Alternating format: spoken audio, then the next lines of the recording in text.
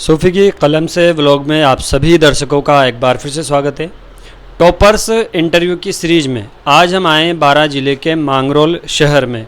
मांगरोल शहर एक बहुत बड़ा और बहुत ही ऐतिहासिक शहर है।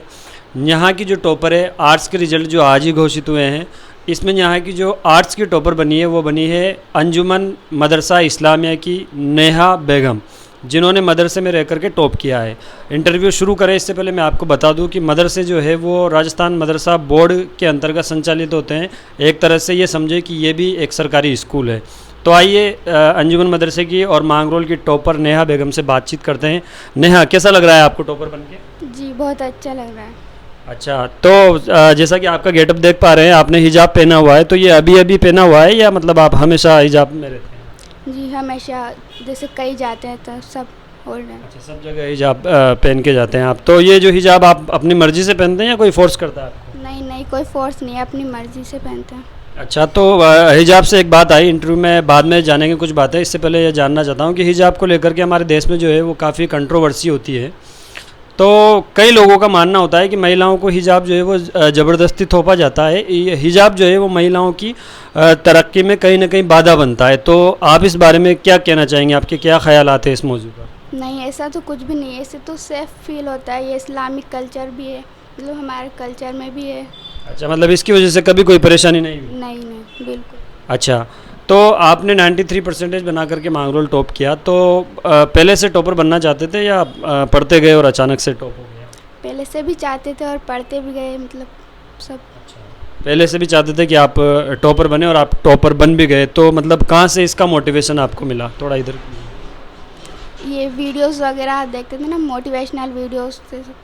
अच्छा, मोटिवेशनल वीडियोज़ वगैरह देखते थे। आपने सरकारी स्कूल में पढ़ाई की है, तो हम जानते हैं सरकारी स्कूलों में कई तरह की सुविधाएं तो है, पर कई तरह की असुविधाएं भी होती है। तो आपको ऐसी कोई कमी महसूस हुई क्या जिसकी वजह से आपको लगा हो कि नहीं, हमें मतलब प्राइवेट स्कूल्स की तरफ जाना चाहिए? नहीं नहीं, सब फैसिलिटी है, सब फैसिलिटीज़ है मतलब वहाँ पर भी।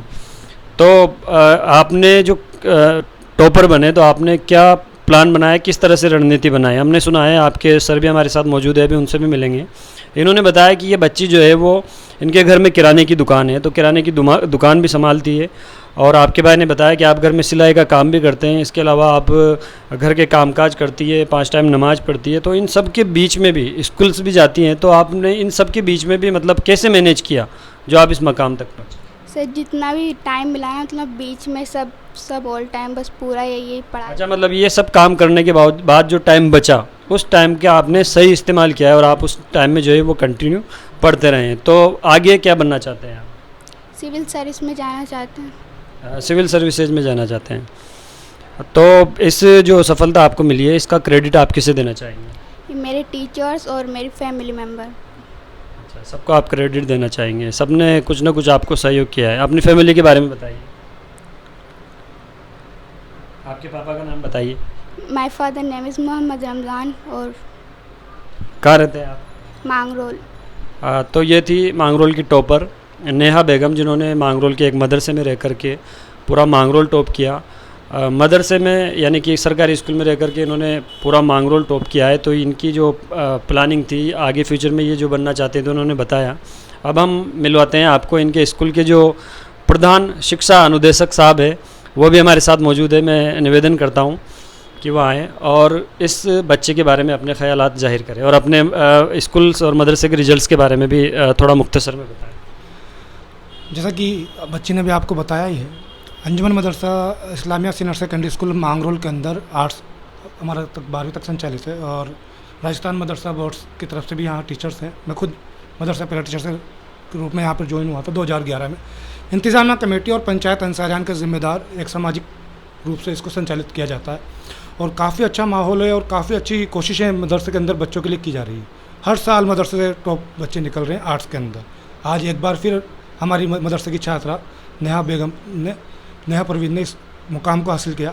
हमारे पूरे स्टाफ और पूरी कमेटियों की जानिब से हम इसको मुबारकबाद पेश करते हैं। जी, आपने एक बात बताई हैदर जी कि हमेशा आपके मदरसे से टॉपर्स निकलते रहे हैं और इस बात में कोई शक भी नहीं है। जहाँ तक मेरी जानकारी है, इस मदरसे ने कई टॉपर्स दिए हैं, क्योंकि ऐतिहासिक मदरसा रहा है, कई सालों से चला आ रहा है और कई सारे टॉपर्स। लेकिन एक बात जो मेरे जहन में है और कई लोगों के सवालात हैं कि इस शहर ने कई टॉपर्स दिए हैं लड़के तो हो सकता है कि वो आगे भी कामयाब रहें, लेकिन लड़कियों के मामले में मैंने ये महसूस किया है कि लड़कियां जो है, जो इनका फ्यूचर वो नहीं होता है जो होना चाहिए। यानी कि ये यहाँ तक तो कामयाब हो जाते हैं, यानी कि आपका 12th तक का जो एजुकेशन सिस्टम है वो तो कहीं ना कहीं बहुत अच्छा है, जिसकी जितनी तारीफ़ की जाए उतनी कम है, क्योंकि आप 12th तक हर साल टॉपर्स देते हैं।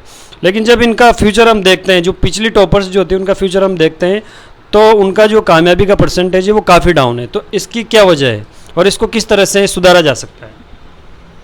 बहुत अच्छा सवाल आपने किया है।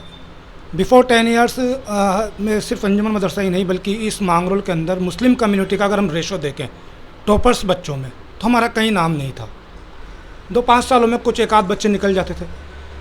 बहुत सारे लोगों की इसमें जिद्दोजहद रही है, बहुत सारी तंजीमों की जिद्दोजहद रही है। और हमारा मांगरोल का में जो ख़ास तौर पे मैं जो खुद मेरा मानना ये है कि हमारे मांगरोल के अंदर एक पब्लिक हेल्थ सोसाइटी है। वो हर साल बच्चों को एक बहुत बड़े स्तर पर, जितने बच्चे टॉपर्स होते हैं 10th के अंदर 75% लाने वाले या 70 से, हर साल वो अपना रेशो बढ़ा रहे। तो एक ऐसा मैसेज पूरे मांगरोल के अंदर दिया जाता है और ऐसी कोशिश की जाती है कि बच्चे प्रेरित हों। और अल्लाह का शुक्र एहसान है कि हर साल, अभी कुछ दिनों पहले हमारा 12th साइंस का रिजल्ट आया, उसमें भी मांगरोल के हमारी मुस्लिम कम्युनिटी के बच्चे ने टॉप किया।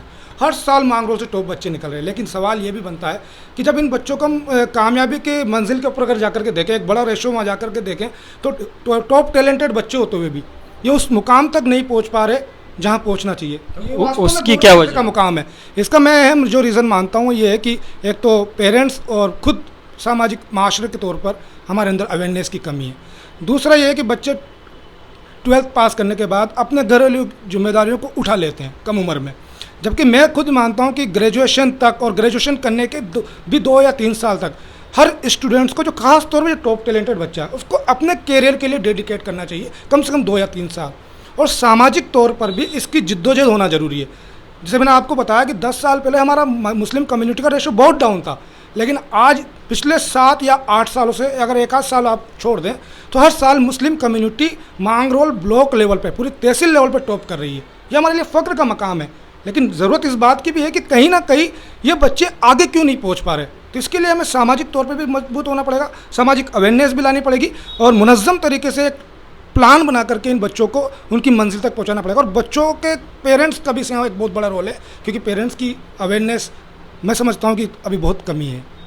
जी, बहुत बहुत शुक्रिया। ये थे हैदर अली जी अंसारी।